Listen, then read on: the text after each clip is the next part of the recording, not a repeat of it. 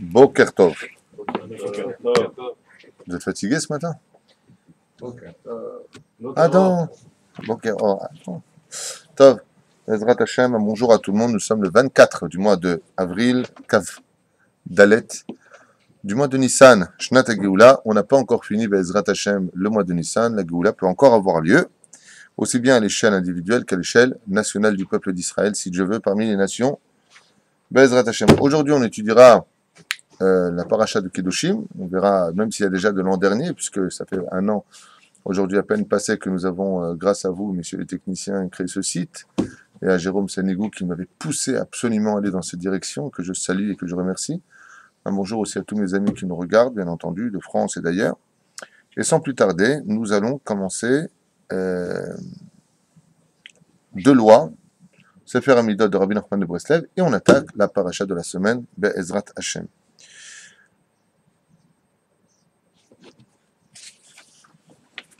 Ici, on parle de Chol HaMoed. J'ai pas envie de parler de Chol HaMoed, moi. Ouais, bon, ok, ça c'était plutôt ça. On va plutôt rentrer dans le mois de Iyar. Jofi. Alors, de quoi ça nous parle ici? Allez, Iyar. Mahmet Aïssour, Alvat Beribit. On avait, je crois, parlé de ça. Voilà. On va prendre plutôt exactement là. On arrive à Rosh Chodesh. Meshachar Omar Yalveyavo, Bervit, Rosh Chodesh. 2 secondes, hein. Shachar Velo Amar Ya'ale Beyavo Bervit Shel Rosh Chodesh, il a oublié de dire Ya'ale Beyavo dans la Mida, on parle bien sûr. Aïm Marzirin Oto, est-ce qu'il doit revenir dans la Mida? La réponse est Shachar Lomar Ya'ale Beyavo Bitfilat Arvit Shel Rosh Chodesh En Marzirin. Il ne reviendra pas sur sa Amida de Arvit, mais si c'est Shacharit ou Mincha, oui. Kevan Shen Mekachim et Chodesh Balayla, c'est la réponse. Parce qu'on ne fait pas, on ne fait pas la sanctification du mois la nuit, mais uniquement le jour. Donc s'il a omis de dire Ya'alev Yavo Arvit, Ken, Azvadai Shelo Marzirin Oto, il ne refera pas pour autant sa Amida. Si vraiment ça lui prend la tête, il pourra faire Nedava, c'est-à-dire un don, une Amida de volontaire, je ne sais pas comment on peut la traduire. Maintenant, qu'est-ce qui se passerait si on parle de Mincha, de Shacharit et de Mincha? Im Mesupak, Mish Mesupak. Im Amar Ya'alev Yavo Beshacharit ou Bemincha, Veikar, Veakar Secharaglav, Aim Choser les Roches. Quelqu'un qui aurait totalement fini sa Amida, il est même sorti des 3 pas en arrière, et il ne sait pas, mince, c'est ce que j'ai dit, Ya'alev Yavo ou j'ai pas dit. D'accord? Mish Mesupak Miskir Ya'alev Yavo Bitfila, Veakar Raglav, Chayav, Larzor les Roches, Beshacharit ou Bemincha, Shel Rosh Chodesh. Pardon? Non. Parce que c'est la sanctification du mois. Mazé Meshane de Rabbanan ou de Raïta. Parce que ça fait une brachot laquelle de base. Ok, il recommence. Il recommence tout. Ok, c'est encore une fois. Il est obligé de reprendre toute l'identité de la Hamida pour pouvoir réinclure Ya'alev Yavo. Donc la question c'est, est-ce que Ya'alev Yavo, tu veux dire par là que ça doit faire retour sur toutes les brachot? Réponse oui, tout simplement. Le parchot de l'Éter.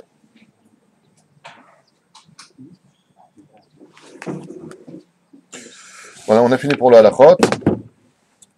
Oui, on revient pour Shacharit et pour Mincha. Pour une femme, je me souviens que les femmes ne reviennent pas. C'est pas le travail des femmes. Mais il faudrait que je revérifie. D'accord? C'est le doigt qu'on étudie il y a tellement longtemps que je ne les ai pas toutes de tête, mais il me semble que la femme d'Afka ne revient pas. L'homme, oui, il revient. Alors,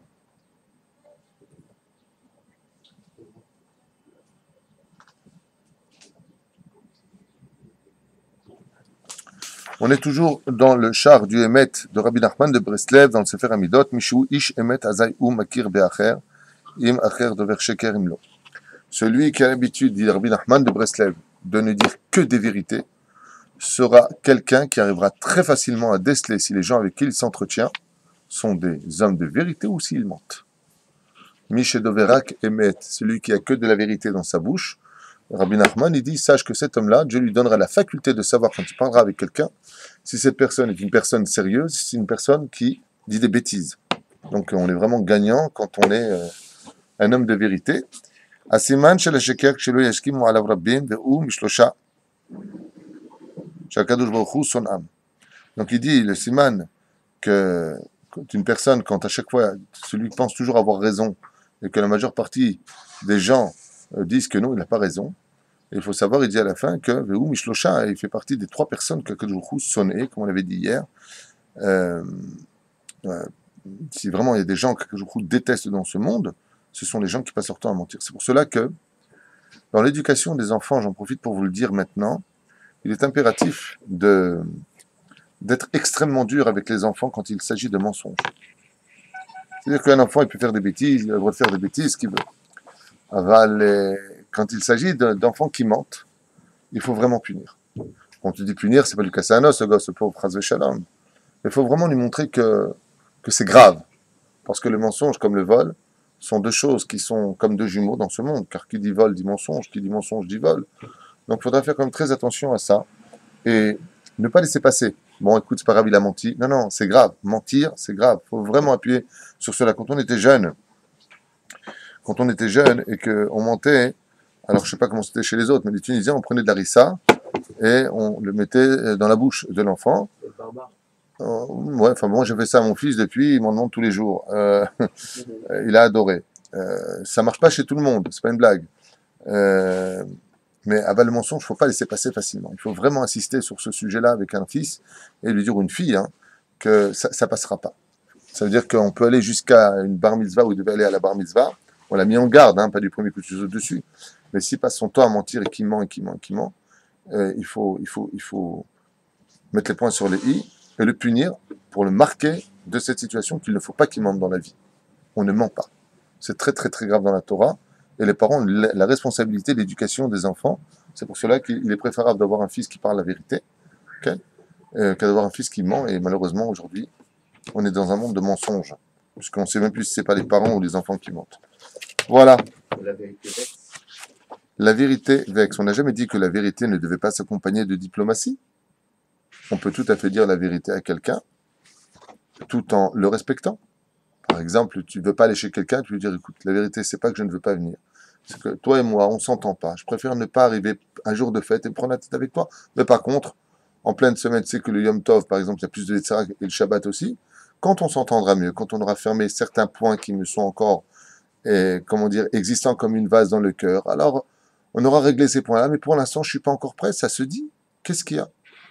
Discuter, c'est pas dramatique. Discuter quand tu dis la vérité, c'est pas dramatique. C'est la façon dont tu vas le dire qui peut être dramatique. Tu peux tout à fait dire à quelqu'un des vérités, tout en étant diplomatique, et en lui disant, par exemple, pas obligé, un mec qui cherche du travail, tu lui dis, écoutez, pour l'instant, dans l'actualité des choses, j'ai pas besoin, actuellement, j'ai vraiment pas besoin, alors qu'en réalité, tu as envie de lui dire, attends, mais t'es un bon à rien, tu ne m'as pas bossé, tu as envie de lui dire, mais tu vas pas lui dire, tu vas pas vexer une personne. Surtout, ce de chambre, ses enfants, il faut les mettre en confiance, il ne faut pas faire perdre la confiance chez nos enfants. Aval, de l'autre côté, il faut savoir aussi que la vérité est la solution finale à toute l'histoire humaine, tout ce qui se passera dans ce monde, faire jaillir la vérité. Et cette vérité-là, des fois, elle est empreinte d'interdits comme le lachon hara, qui n'est rien d'autre que de dire des vérités sur autrui, hein, le lachon hara, mais c'est une vérité qu'on n'a pas le droit de dire parce qu'elle n'est pas accompagnée de diplomatie, dans le sens où elle n'est pas dite les shem shamaïm pour faire améliorer l'autre. Donc, pourquoi tu en parles? Pour rien. Donc, ça, c'est considéré comme étant grave. Voilà. Alors, juste une question. Changer de nom. Changer de nom. Oui, quand on travaille avec l'étranger, de changer de nom pour éviter plein de choses. Zemoutar, si c'est une sisma, si c'est un nom de code pour ton travail, ça pourrait être utilisé. Parce que tu ne mens pas, puisque c'est le nom que la société t'a donné. Bien entendu, tu travailles dans un monde de vérité. On ne parle pas si tu fais de l'arnaque. Okay? Damalo. Un contremaître, c'est aussi un nom qu'on donne à une personne. Tu comprends? Lamalo. Tant qu'il n'y a pas d'arnaque derrière tout cela, c'est aussi par rapport au lieu où on se trouve. Par rapport aussi au lieu où vous vous trouvez, peu importe. Non, je veux dire, on est obligé aussi de mentir sur le lieu où on se trouve. Parce que quand on travaille au téléphone, on n'a pas le droit de on a le droit d'arrondir les angles, mais pas de mentir.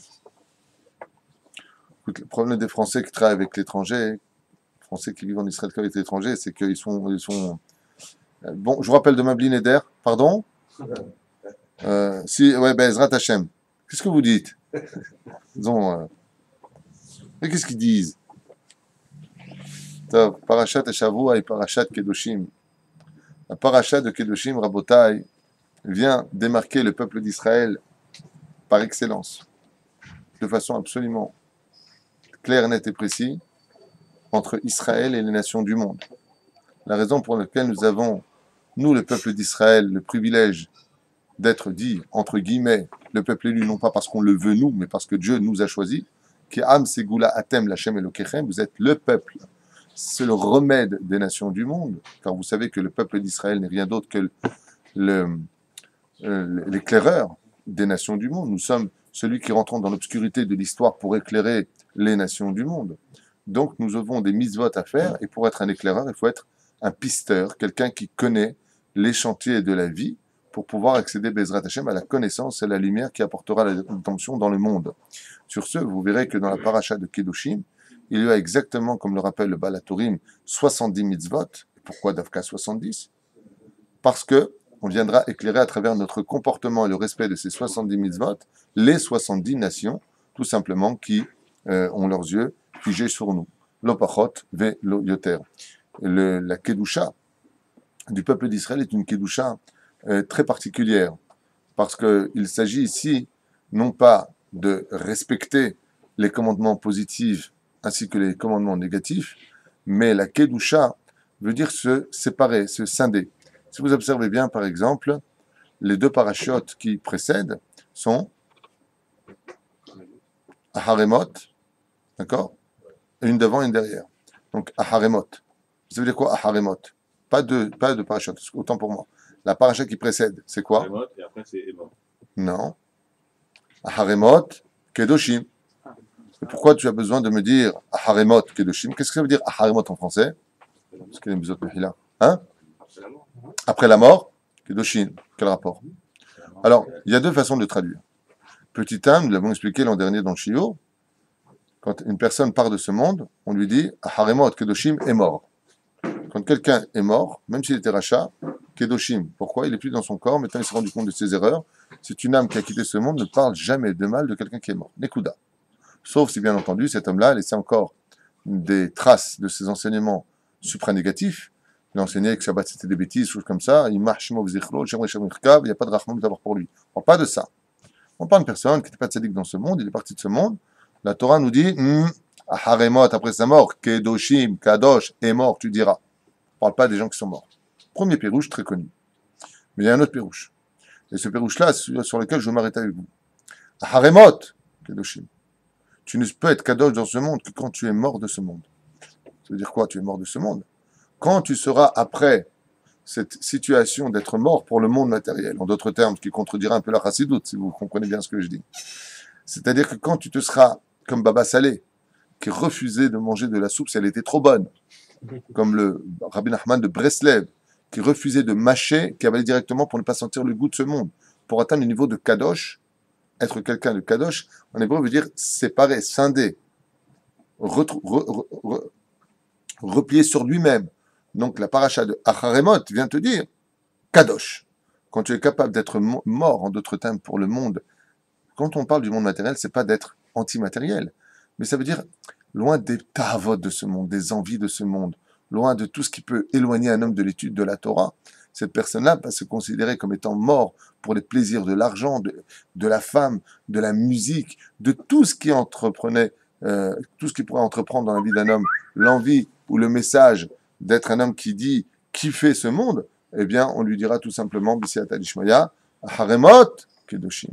Quand tu es capable de mourir pour ce monde, alors tu peux atteindre le niveau de Kadosh. Et qu'est-ce que c'est quelqu'un de Kadosh? C'est quelqu'un qui va au-delà de ce que nous avons dit tout au début.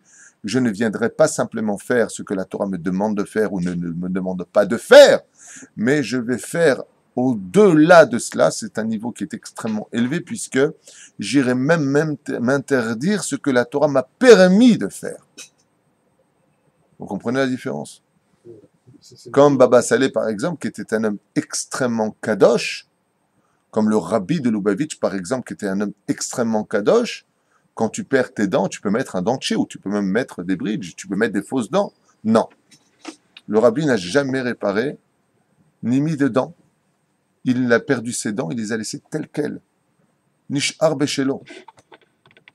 Vous comprenez ce que je suis en train de dire? Ça veut dire que même si, par exemple, Baba Saleh pouvait manger de la viande, surtout un Tamid Chacham, il peut manger de la viande, il a besoin de manger de viande toute la semaine pour mieux étudier sa Torah. Baba Saleh s'était astreint à ne manger de la viande que les jours de Shabbat ou les jours de Yom Tov. Oui, mais ça n'a rien à voir avec ça. C'est dans le sens où, quand tu es Kadosh, même ce qui t'a été permis, quelqu'un de Kadosh, tu ne verras pas spécialement aller tout le temps au restaurant, tout le temps euh, à droite et à gauche. Ça ne lui parle pas, tout ça. Il est dans un monde de Kedusha. Et on se doit, nous les enfants d'Israël, d'être Bémet des hommes extrêmement Kadosh. Alors sans plus tarder, j'aimerais vous lire, je ne sais pas si on fera ce livre-là ou l'autre livre, parce que j'ai plusieurs livres dans ma tête, deux à droite, deux à gauche, mais j'aimerais quand même me concentrer peut-être sur ce livre pour aujourd'hui. On reverra Bin et Der demain, d'autres facettes. Shivim, Panim, la Torah, donc 70 facettes pour justement gravir le Har Sinaï. Voyons ensemble. Il dit comme ça, il y a une différence entre le monde des hommes et le monde des anges. Alors, je vous ai cité ici quelques petits exemples, j'espère que vous me suivrez. Matzanu Bedivrei Chazal, les sages nous disent ici que la Gdusha du peuple d'Israël est beaucoup plus élevée que la Gdusha des anges. C'est curieux, parce que les anges, ils sont kadosh déjà à la base, puisqu'ils n'ont pas de physique, ils n'ont pas d'attirance pour le monde matériel, ils sont totalement métaphysiques, spirituels, on ne peut plus élever. Il dit pas du tout. Puisque Dieu nous aime beaucoup plus, nous les enfants d'Israël, que les anges les plus élevés de tous les cieux, les anges du service. Chez Israël, Ambrim Shira Bechol Sha'a. Par exemple, les enfants d'Israël, à toute heure, on peut faire des Shira. Chanter pour Hachem, sachez-le, c'est un srout que Dieu nous donne qui est unique dans l'histoire. Les anges ne chantent pas pour Hachem toute la journée? Tu veux la suite? Là, il y a une virgule. Il y en a qui disent que les anges ne disent qu'une seule shira par jour, tandis que nous, on chante pour Hachem toute la journée. Que ce soit dans le Teilim, que ce soit dans Az et Asher Moshe, Shirul Adonai Shir Chadash, qui est une flaotassa, Mizmor Letoda, on chante toute la journée. Il faut savoir que dans le judaïsme, chanter en l'honneur d'Hachem, c'est le cadeau de tous les cadeaux qu'un homme puisse avoir sur terre. C'est pour ça que le Shabbat, Shirot, Beshabbat Ta'anoug, Shirim, pardon, Beshabbat Ta'anoug, le Shabbat nous a été donné pas simplement que pour étudier la Torah, dit le Hari Akadosh, mais pour chanter en l'honneur de Shem. On a vu que l'ange qui se battit contre Esav a dit, mais je n'ai été créé depuis la création du monde que pour ce moment précis. Alors regardez un petit peu quoi le moment précis. Maintenant c'est levé le soleil, je veux chanter en l'honneur de Dieu. Un des plus grands plaisirs de ce monde, sur lesquels d'ailleurs toutes les religions se sont adaptées. Quand tu regardes le christianisme ou l'islam, eh bien, l'islam se traduit par le chant en l'honneur de Dieu. Allahu Akbar, chez eux, c'est chanter en l'honneur de Dieu. Et chez les chrétiens, le gospel ou ainsi de suite, c'est chanter, maintenant chantons pour Hachem. Chanter, c'est le langage le plus propice et le plus proche d'Akadosh Baruch Hu. C'est pour ça que dans la chassidoute, il n'existe pas de prière, de hitbodedout sans chant, ça n'existe pas. Il faut chanter pour Hachem. Et c'est pour cela qu'on attend le Mashiach. Et quel est le but de la venue du Mashiach? Shirul Hachem, Shir Hadash. Bon, quand est-ce qu'on va chanter un nouveau chant pour Dieu? On ne se rend pas compte de la Gdusha qui se trouve dans les chants. On ne se rend pas compte de ça. Les télim, en fait, c'est que des chants que David. Mais c'est des chants. Pourquoi? Mais tout est chant dans la Torah. La Torah doit se chanter. Vous avez remarqué que l'hébreu est une langue, quand on la parle couramment, qui se chante. L'hébreu, c'est une langue qui se chante. Makoré, tout est mélodieux. Maïtra. Alors, comment vas-tu? Non, ça ne le fait pas. Alors, quand vous parlez ou vous entendez de l'hébreu, sachez que c'est une langue qui ne se parle qu'en accentuant sur des airs, pas exagéré non plus, mais de façon générale, l'hébreu se chante même parlé, parce que Akadosh Baruch Hu aime le chant plus que tout. Comme on l'a déjà expliqué, dans le Sefer Torah, il existe 4 niveaux, qui sont les lettres elles-mêmes. Ensuite, vous avez les voyelles. Ensuite, vous avez les couronnes, les tagines. Et ensuite, vous avez les termines. Le plus élevé des 4, c'est les termines. Le chant, par rapport aux lettres, aux voyelles et aux couronnes, sont bien plus élevés. C'est là? Non. Il dit, je ne chante pas Mahat Shabbat. Il y en a qui disent non, les anges ne chantent qu'une fois et que le Shabbat. Il y en a qui disent, ma pitom. Les anges, ils ne chantent qu'une fois par mois.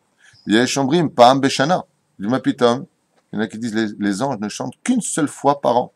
Il y a Shambrim, Pa'am Achat Besheva Shanim. Il y en a qui disent que les anges, ils chantent qu'une fois tous les 7 ans. Yesh Ombrim, Pam Bayovel. Une fois tous les 50 ans. Yesh Ombrim, Pam Ahad Baolam. Ils ne chantent qu'une seule fois dans leur vie. Ils sont créés, chantent et partent. J'avais posé la question, je ne sais pas si vous vous rappelez de cela, que j'avais posé à Rabbi Moshe Ederi Zecher Tzadik Bekadosh Ibracha. J'avais posé la question à Rabbi Moshe Ederi qui m'avait expliqué à l'époque qu'il y avait 7 mondes supérieurs et 7 mondes inférieurs. Il m'a dit, au-dessus de nous, il y a 7 mondes, et en dessous de nous, il y a 7 mondes. Très bien. Je lui ai dit, mais à quoi ils servent ces mondes? Il m'a dit, il y a des créatures extraordinaires, beaucoup plus intelligentes que nous. Bien entendu, ce qu'il a dit est marqué dans le Zohar. J'ai retrouvé plus tard, grâce à Dieu. Et j'ai posé la question à Rabbi Moshe, je lui ai dit, Gvodara, mais à quoi ils servent ces créatures? 7 mondes en dessous de nous, 7 mondes au-dessus de nous, mais à quoi ils servent? Il m'a répondu à l'époque, j'étais très très jeune, je venais de faire Teshuvah, il m'a dit, mais ils chantent. J'ai trouvé ça tellement ridicule que j'avais explosé de rire. Ils chantent.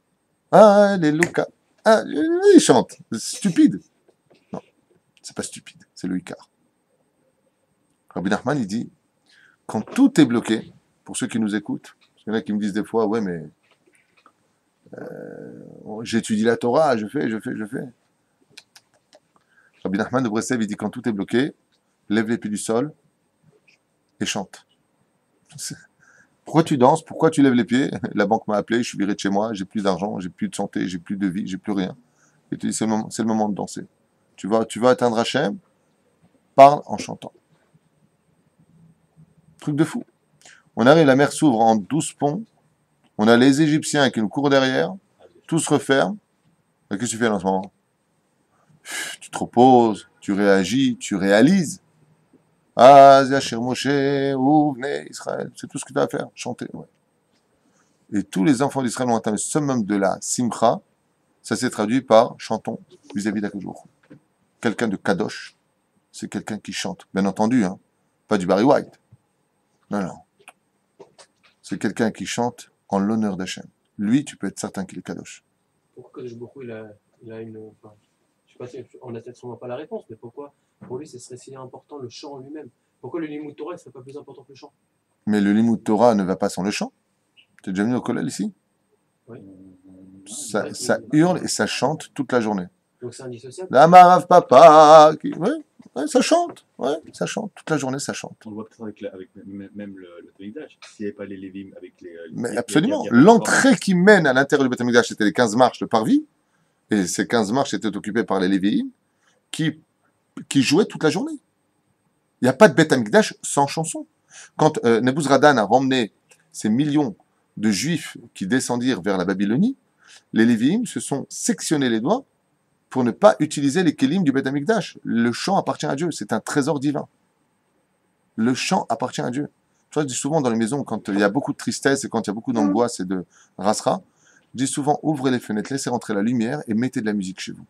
Mais de la musique, encore une fois, qui parle en l'honneur d'Hachem, de la bonne, pas pendant cette période où on est en deuil des élèves de Rabbi Akiva, mais juste de façon générale, qu'il y ait toujours de la belle musique à la maison, qu'il y ait toujours, Bezrat Hachem, des mélodies, d'accord, qui réveillent l'homme, et pas des trucs, aïe, le mec a mal aux dents, hein. Non, des trucs parasra, des trucs sympathiques. Et si vraiment ils sont tristes, tu mets du Yuval Taï, un peu de Darbuka, tac. Moi, je fais ça pour ma femme. Quand elle fait ménage, je lui mets de la Darbuka, et elle fait comme ça, elle fait... Super. Bien. Israël, hein? Non, mais c'est vrai, tu peux faire le ménage dans la joie, hein? T'es obligé de faire la tronche. Alors, Israël, hein? De quoi? Ça va plus vite. Ouais, en plus, ça va plus vite, hein? Bon. Alors, prenons les choses sérieuses, la pauvre. Elle n'a pas besoin de musique pour le ménage, ma femme, que Dieu la bénisse. J'embrim Shira les Ma'ala, J'embrim Israël les Mata. Et d'où est-ce qu'on voit la doucha du peuple d'Israël? Il dit ici, parce que les anges d'en haut ne peuvent pas ouvrir leur bouche en l'honneur d'Hachem tant que sur terre les enfants d'Israël n'ont pas chanté. Il faut qu'on vienne vite à la Beth Knesset pour chanter uniquement à ce moment-là, comme le Perek Shira par exemple, où les anges responsables d'en haut ne pourront pas chanter en l'honneur d'Hachem sur le coq, le lion, les loups, tant que nous sur terre on n'a pas dit le Perek Shira. Donc je refais cette parenthèse et je la referai peut-être l'an prochain et peut-être l'an d'après si Dieu me prête longue vie. Faites tous les jours le Perek Shira, non pas pour avoir le loto, ni pour avoir une maison en Israël ou autre chose, même si c'est pourquoi pas. Mais faites le Perek Shira parce que les anges d'en haut ne peuvent pas chanter en l'honneur d'Hachem tant que sur terre on l'a pas fait. Donc heureux celui qui fera tous les jours le Perek Shira.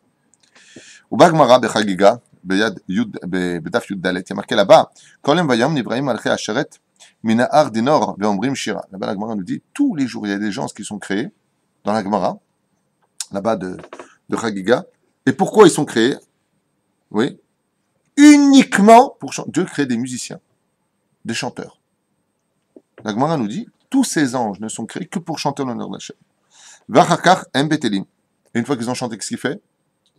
Dieu il les enlève de ce monde. Omikan, Atalaman Midat Kedushatan Shel Israël. Et je te dis maintenant, tu comprends c'est quoi la paracha de Kedushim? La paracha de Kedushim, c'est quelqu'un qui est capable de chanter en l'honneur d'Hachem. Ah, Shemelcha Sharet, Kevan, Shomrim, Shira, Lefanav, Miyad, Hem, Betelim. Velou Israël. Et je te dis, regarde la différence. Dès que les anges de la Gemara, ils chantent en l'honneur de Dieu, t'as fini de chanter, Dieu les fait disparaître. Nigmar. Il dit, mais le peuple d'Israël, qu'il soit tzaddik, qu'il soit rachat, quand il chante en l'honneur de Dieu, il reste encore vivant. Donc, il est plus qu'un ange. La Shalosh Amim Beyom Venam Betelim. Hein? Il faut le dire Shabbat et l'autre. Kadosh, Kadosh, Kadosh. Hachem Tzevakot, c'est ce qu'il dit ici. On dit on n'est pas Mevatel. Eux ils disent Kadosh, Kadosh, Kadosh. Nigmar. Velo od, elash kachim alideh tfilatam. Bedapkim bao. Velo od, elash ekol tzrem naaseh alideh tfila.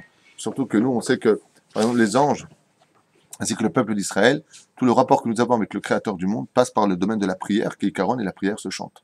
Odul Hachem, Kitov, Kilo, Lam, Chazdo. Tout se chante. Il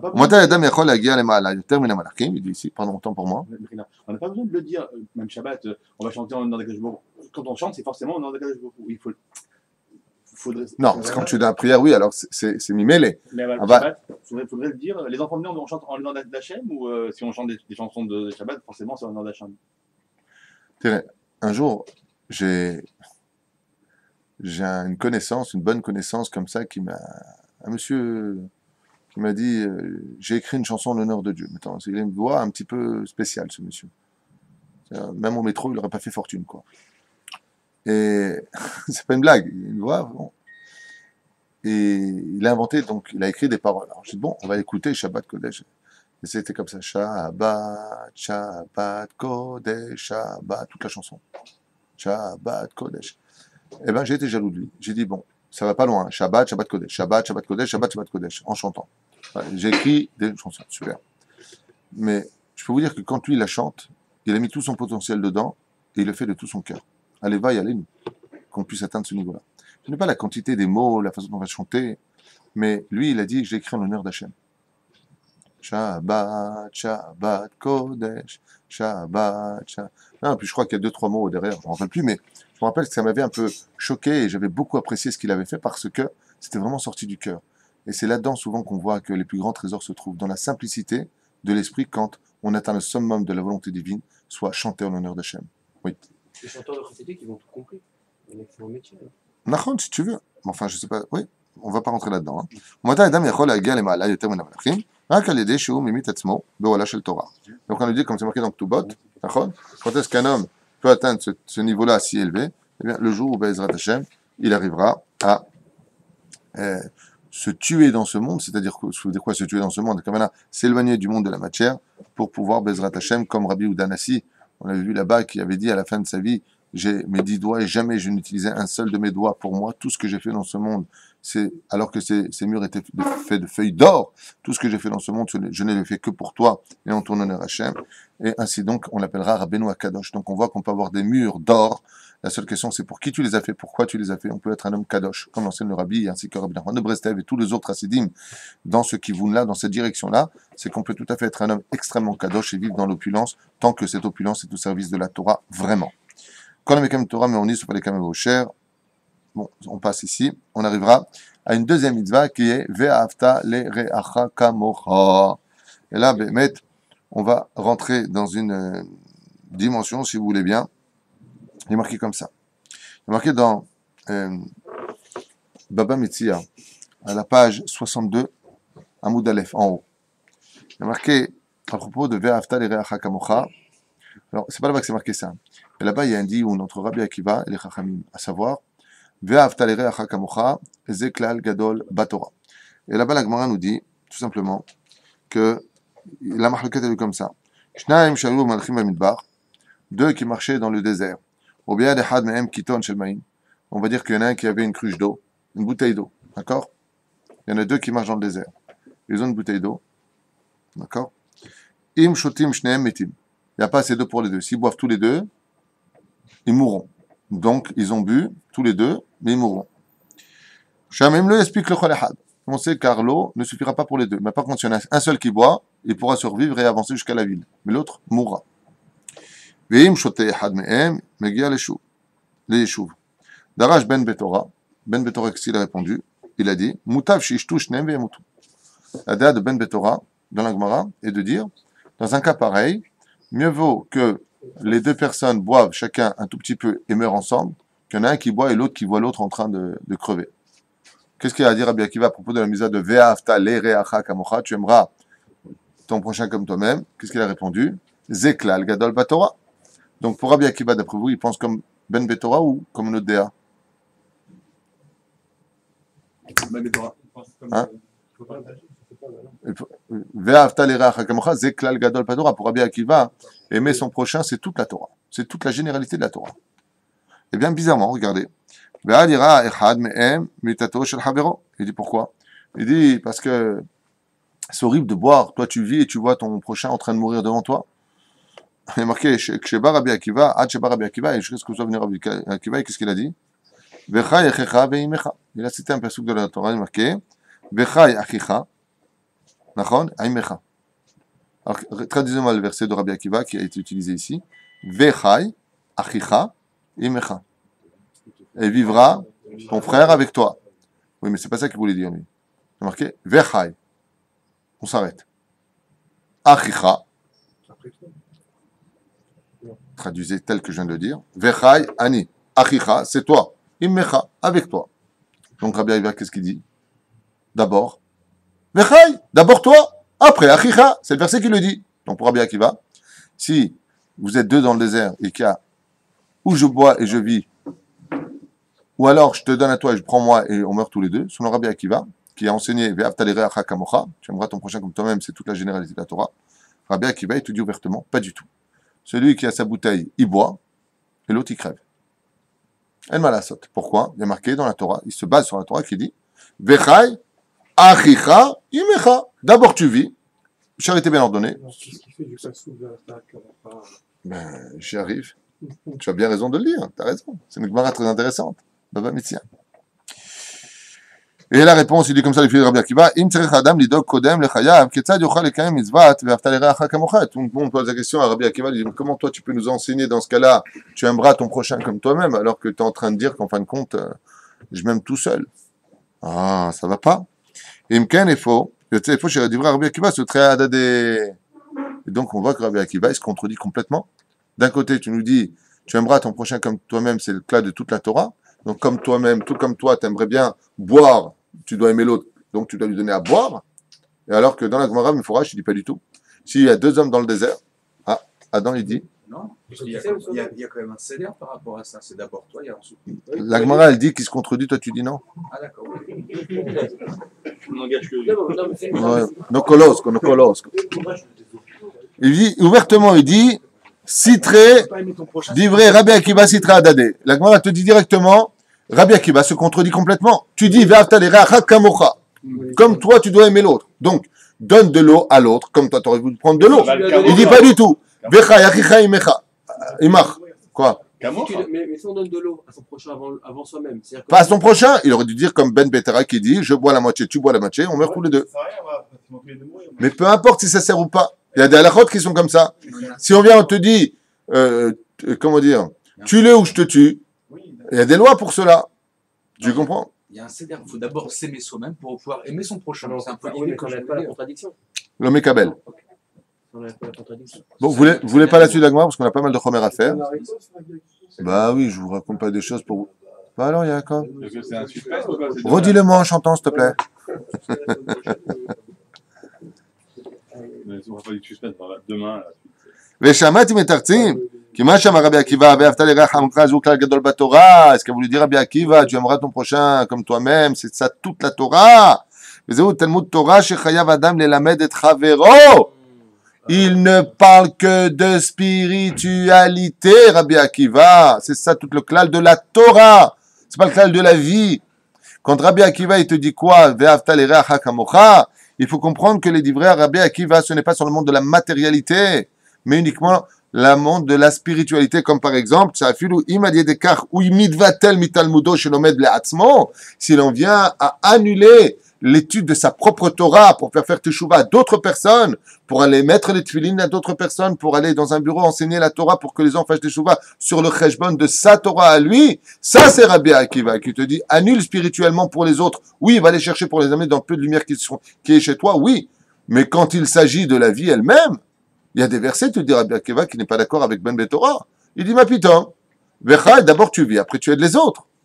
D'abord tu te construis, après tu construis les autres. Donc on voit ici qu'il n'y a pas du tout, mais on n'avait pas compris ce que voulait dire Rabbi Akiva. Chez Rabbi Akiva, il n'y a pas du tout de marloquette, il est complètement en accord avec lui-même, et c'est ce qu'il dit, il te dit, tout comme toi tu t'inquiètes pour ton monde futur, inquiète-toi du monde futur de l'autre. C'est de ça dont parle Rabbi Akiva. Be'ener uchanut. ללמוד עמו, והדין של חייך הקודמים לחייך ברך, mais pour Rabbi Akiva, si vis-à-vis de la halakha, d'abord ta vie, après la vie de l'autre. Tu ne peux pas aider l'autre si tu n'es pas construit toi-même. Et non, et là, בעניינים גשמיים וחומריים. אבל לעניין לימוד התורה, זה כלל גדול בתורה. Il n'a pas dit זה כלל גדול. S'il avait dit זה כלל גדול, ça aurait pu joindre un petit peu ce que... Mais il dit בתורה. זה כלל גדול בתורה, de la Torah. Tu dois veiller. Et c'est pour cela que celui qui veille sur les autres, Be'ezrat Hashem, comme on l'a vu dans Masechet Avot, aura le mérite des pères, de ces gens qu'il a ramenés à la Torah. Priez pour lui dans les cieux. Il n'y a pas plus grand que celui qui ramène le peuple d'Israël sous les ailes de la Shekhinah. Il n'y a pas plus grand que lui. Srout Arabim. Il faudra, Blinéder, que tu me rappelles, Hacher, qu'on fasse un shiur sur Pelioet sur le srout du Rabbim, celui qui diffuse la Torah. C'est un srout incommensurable. Mais tu dois aimer comme tout le monde. Toi, tu vas perdre ton temps maintenant à prendre un enfant, par exemple, Aleph, Bet, Gimel, pour toi, c'est de la bêtise, tu connais tellement bien. Il y a d'abord Chashuv Beinecha Kilu, Lamadeta im Atzmecha Vezeu Chayecha.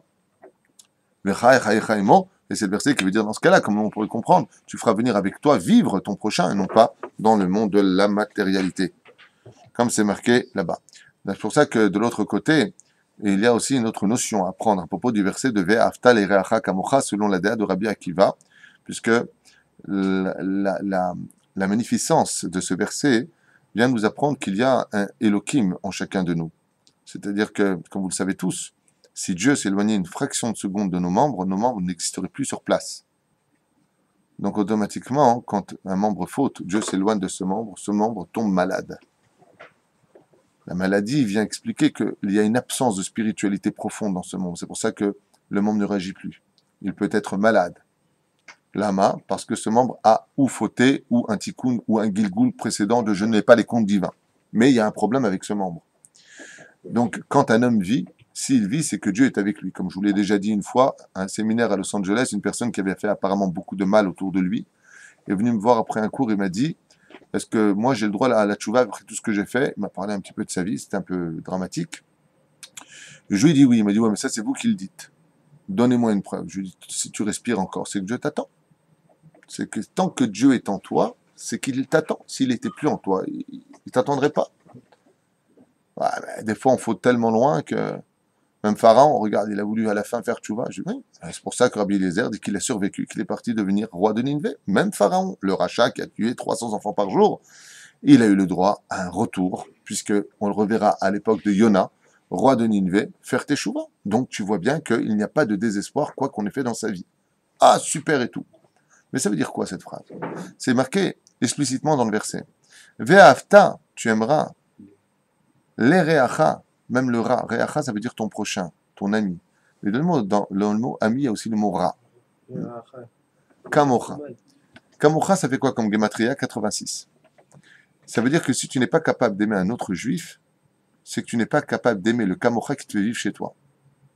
C'est-à-dire le Elohim qui est en toi, qui te fait vivre, tu ne seras pas donc capable de l'aimer chez lui. Ce qui fait que quand tu n'aimes pas un autre juif, tu n'aimes pas aussi la part d'Hachem qui est en lui.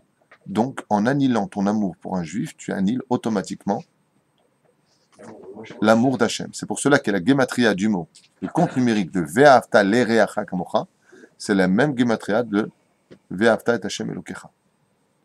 Tu aimeras l'Éternel, ton Dieu, c'est exactement le même compte numérique que tu aimeras ton prochain comme toi-même, puisque Dieu est dans mon prochain.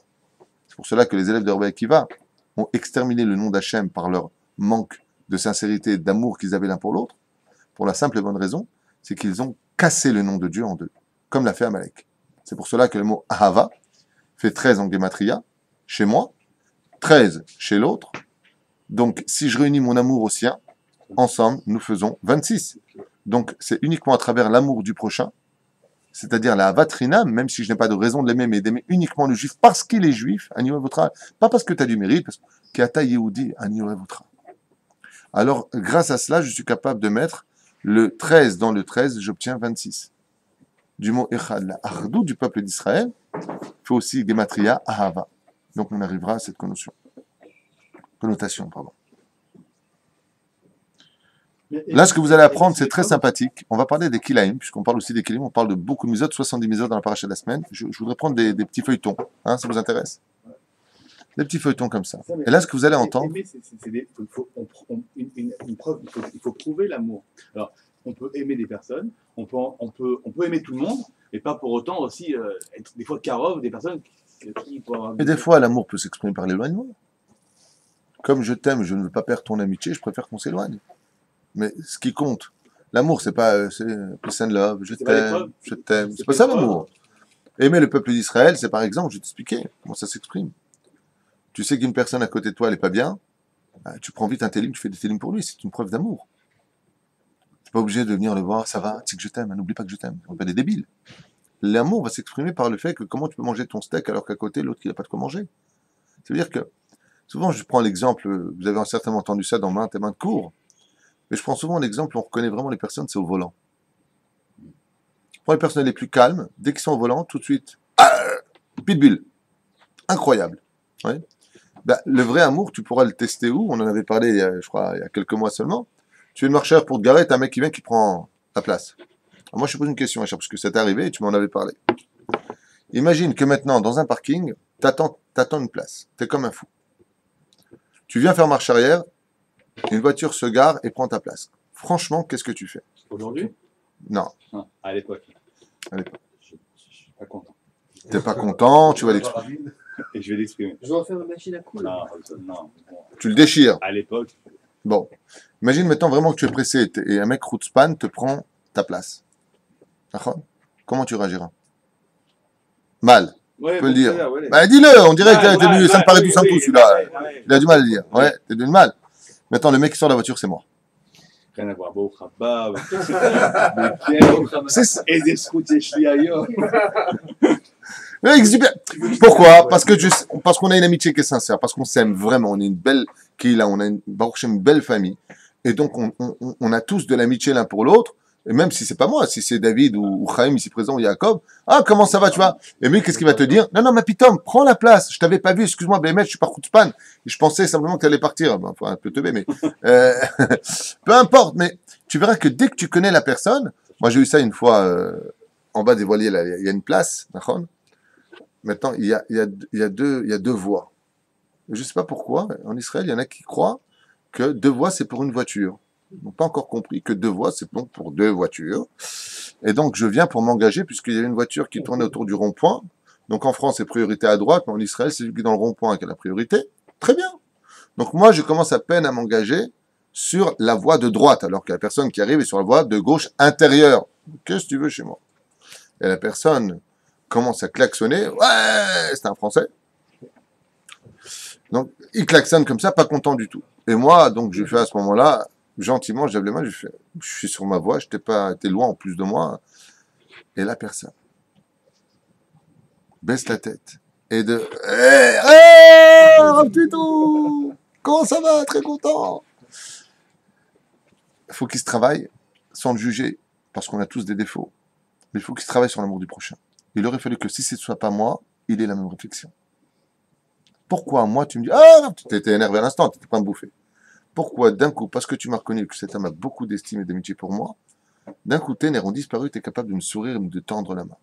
Le jour où on arrivera à la même conséquence sur chaque juif dans les peuples d'Israël, on aura atteint le niveau de Vertelrach Kamocha. Ah, bien entendu, les mecs qui te prennent ta place, bon, t'es Oudatze ou t'es juif ou t'es. Non, Aval Kikaron, c'est ça l'amour du prochain.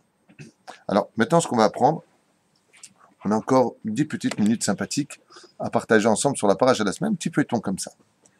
C'est quelque chose d'extraordinaire. Il est marqué comme ça. Être akiti tishmeru be'emtecha lo tarvia klaim sadecha lo tizra klaim beget klaim shatnez lo yale alecha. Alors, ici, dans ce verset-là, nous avons tous les interdits de tous les mélanges par la Torah. Voyons ensemble. Et la mitzvot she'en alem ta'am.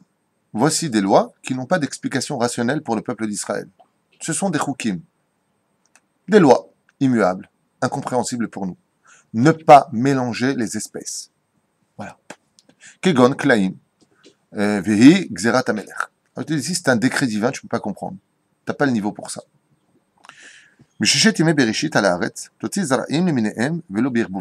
Comme Dieu l'a dit, à la création du monde, quand Dieu a créé le ciel et la terre, il a créé, comme c'est marqué, Totzi zar'aim le minhem. Que Dieu fasse pousser chaque espèce, chaque zera, en d'autres termes, chaque semence. Les roses, c'était les roses, les marguerites, c'était les marguerites. L'herbe verte, c'était l'herbe verte. Les pissenlits, c'était les pissenlits. Chaque chose qui a poussé individuellement. Et pas mélangé. Vem kilaim behema. Comme par exemple, pour les animaux. Shelo, l'herbiach neminim. Ne pas, chas shalom, engendrer une naissance par deux animaux, car l'engendrement de deux animaux engendrera la stérilité. Prenons un exemple.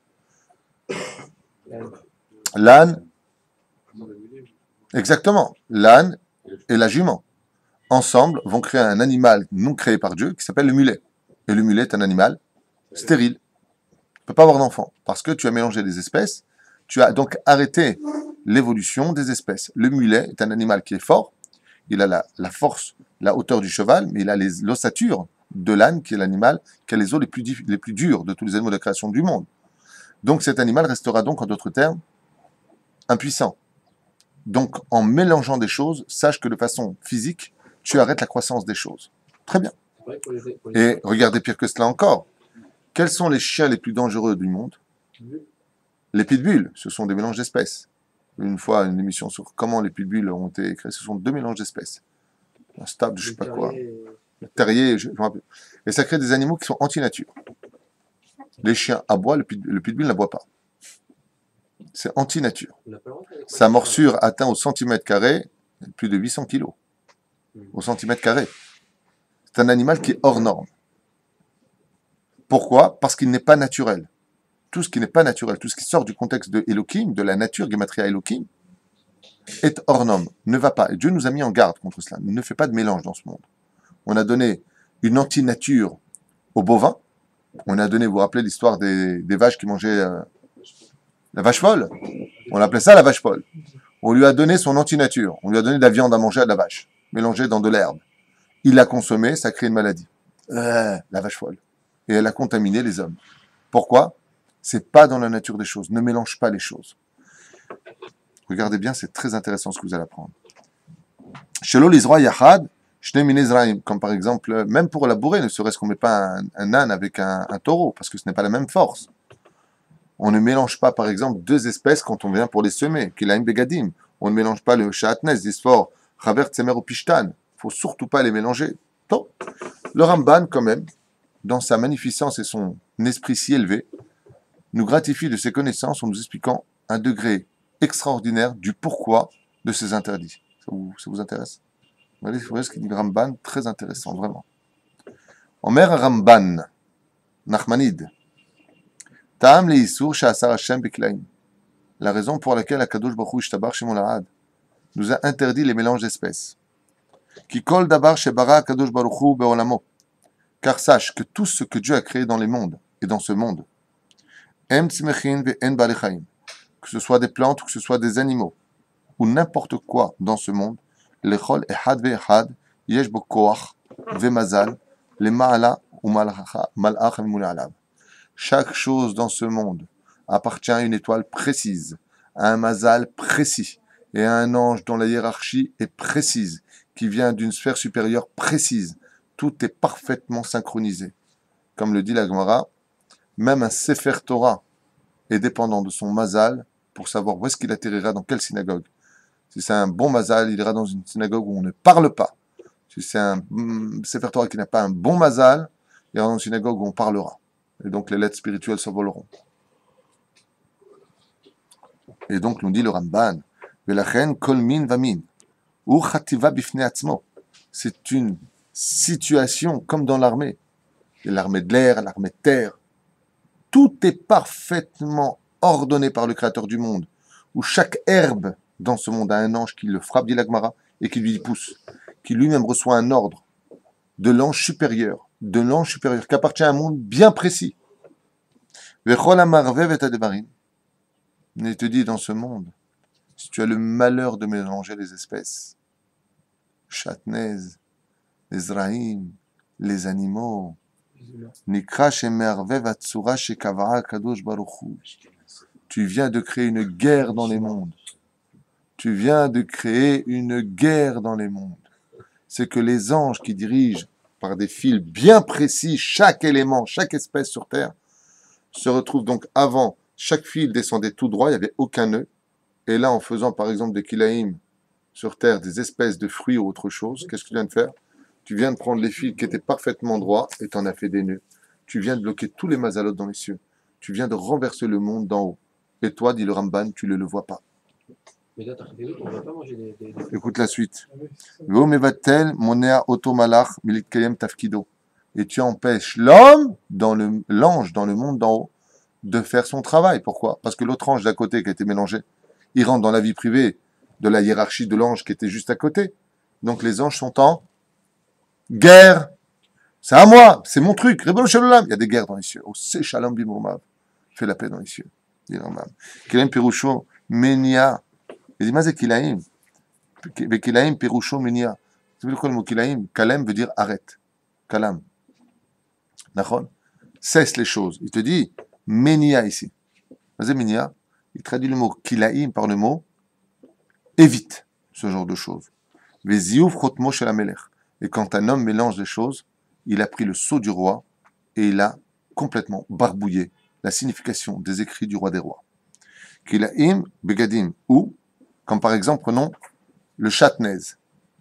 Le Chatnez a apporté la mort dans le monde puisque ils ont apporté le premier korban de l'histoire, korban Pessah. C'était la veille de Pessah quand c'est arrivé, puisque le monde a été créé le 25 du mois de Elul. Et dans le temps qui a été donné, ce n'est pas le temps tel que nous on le comprend selon certaines déotes, mais quand sont nés Caïn et Ével, le temps qui s'est déroulé malgré tout les a menés à arriver à 15 du mois de Nissan. D'où l'initiative de Caïn, qui vient des forces du mal, du Satan, représenté par le monde des démons, créé le deuxième jour de la création du monde. Ouais. Et ensuite, par Zera Levatala de Adam Arishon, il a apporté quoi, lui? Des fils de lin. Il a apporté du lin. Et qu'est-ce qu'a fait donc Ével? Il a apporté de la laine, le mouton, ensemble. Donc ils ont apporté ensemble quoi? L'un était jaloux de l'autre, il l'a tué. Donc ils ont réintroduit le Satan dans le monde de la matière à travers le monde de... Comment on dit le chutzpah en français? L'effronterie. L'effronterie. Donc, quel est l'animal qui représente l'effronterie, les forces du mal, le shindalet? Pas du tout. Presque. Bon, on n'a pas le temps, la chèvre. C'est pour ça que la chèvre, dans toutes les mythologies chez les autres, est représentée comme étant le diable. Parce qu'en araméen, le mot chèvre se dit shed. Chèvre, en hébreu, c'est aez. D'accord? Comment on dit la chutzpah en hébreu? Le culot, en d'autres termes, je n'arrive pas à trouver le mot, mais c'est sûr. Az. Pourquoi on dit ça az? Parce que la chèvre est représentant du maximum de l'effronterie. C'est interdit de boire du lait de chèvre par rapport à ça, c'est interdit. Non, c'est pas interdit. C'est pour cela que les Chachamim dans la Halakha nous disent qu'il est strictement interdit de faire grandir une chèvre dans sa maison. Ça amène tous les shindalettes. Jamais faire grandir une chèvre. C'est pour ça que malheureusement les relations entre un homme et les animaux sont souvent l'homme et la chèvre. Les Arabes avec les chèvres. D'accord, ça arrive. Donc, juste, je finis avec vous. Et donc, Qu'est-ce qu'on a réintroduit par le biais de l'un et de l'autre? Le shatnez. Si je prends les lettres du mot shatnez, c'est shin, ain, tet, nun, zain. Si vous divisez le mot en mots, ça fait quoi? Satanaiz. Donc, quand tu portes du shatnez, tu apportes sur toi tout simplement le satan et la azout. Un homme peut tout à fait changer son comportement et devenir culotté et être satanique parce qu'il porte du shatnez. L'opachot de l'Éter. Aez, satan. Comme je vous l'ai expliqué. Il dit, Sheba, mais quatre égale Adam. Il dit, tu ne te prends même pas compte.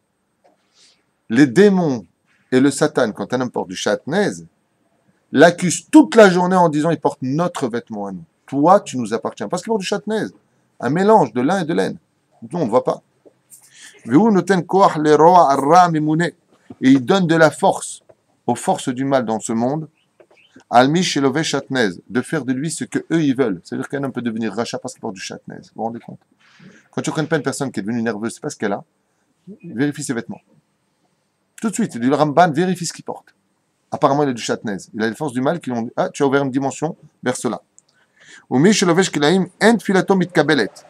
Et c'est pour cela que celui qui porte du shatnez, qu'il sache que sa prière ne sera jamais reçue. Tant qu'il portera ça sur lui, tant qu'il aura chez lui. Et elle ne montera pas même s'il prend minyan avec les enfants d'Israël. Parce que le shatnez, ça appartient au monde des forces du mal.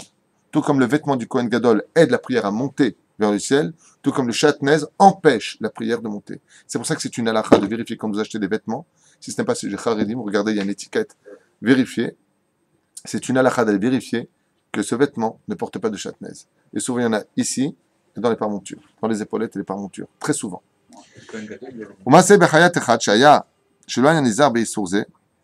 Waouh, waouh, waouh. Kohen Gadol, il avait le mélange de shatnez.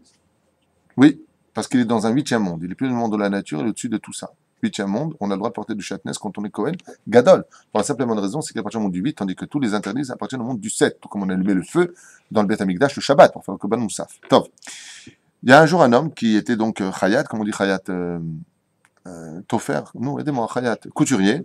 On ne peut pas compter sur vous ici. D'accord? Et lui, il n'en avait rien à faire du Nyan du shatnez. Il est décédé. Et il s'est passé quelque chose de curieux, c'est que le lendemain matin, les gens de la Chebra Kadisha ont vu son corps en dehors de la terre. Alors, ils ont dit, tiens, apparemment, peut-être une bête l'a déterré, ils l'ont réenterré. Et hop, pam, il est revenu le lendemain sur la terre. C'est-à-dire, son corps était mort, mais comme si que la terre l'avait vomi. Ils sont partis voir le Mekoubal de la ville, c'est marqué ici. Et il est né à Met Patarpiv. Et il lui a dit, puisque tu vis des choses surnaturelles, je t'ordonne de parler. Et le mort a ouvert sa bouche, il lui a dit, écoutez bien, allongé, il lui a dit, Mama, je suis puni de ce monde de ne pas avoir de sépulture. Pourquoi? J'ai fait fauter le peuple d'Israël en refusant de séparer la laine et le lin. On m'a malbouche Adam moto, et comme le vêtement de l'homme à sa mort, c'est la terre, mida kenegen mida lobatla. Tout comme je n'ai pas habillé correctement les enfants d'Israël, la terre refuse de m'habiller. C'est pour ça qu'elle me vomira. Il n'y a rien à faire avec mon corps. Laissez-le pourrir à l'extérieur. Ça a été sa punition. Comme c'est rapporté ici. Top. On verra ça demain. Je voudrais finir encore avec une... Non, je vous libère. Demain, Blin et on continuera la paracha de la semaine. Là, on s'est arrêté. Partie 2. C'est très intéressant parce que je voulais parler de l'importance de ne pas mentir, surtout de ne pas jurer pour rien, comme c'est marqué ici. On n'a même pas fait l'autre livre. Et puis surtout de ne pas se raser avec une lame. La gravité est si importante que dans ce livre-là, on nous livre des secrets de la Kabbale qui nous exprime avec de façon très virulente la gravité extrême de passer une lame sur son visage, puisque c'est 3 fois, voire 5 fois plus grave que de manger du porc, que de se passer une lame. Comme on verra demain, Baba Sela avait l'habitude de dire qu'il est préférable de prendre un fer brûlant, de se le poser sur la joue, que de passer une seule fois une lame sur son visage. Et vous verrez ce qui se passe, puisque dans l'autre livre, il nous parle ici de choses après la mort. Pour ceux qui ne font pas de chouva sur cela, et un homme averti en vaut 2. C'est pas parce que vous ne savez pas qu'il n'y aura pas. Au contraire, aujourd'hui, il existe des rasoirs électriques qui peuvent être permis par la halakha. Mais dès maintenant, je vous le dis, si vous écoutez ce cours, si vous avez des lames chez vous, donnez-les à vos femmes pour qu'elles se rasent les jambes. Mais vous, prenez une machine ou une tondeuse. Ne touchez surtout pas au secret de la barbe, Bezrat Hashem, que l'on verra Blinéder demain. Kol Tov.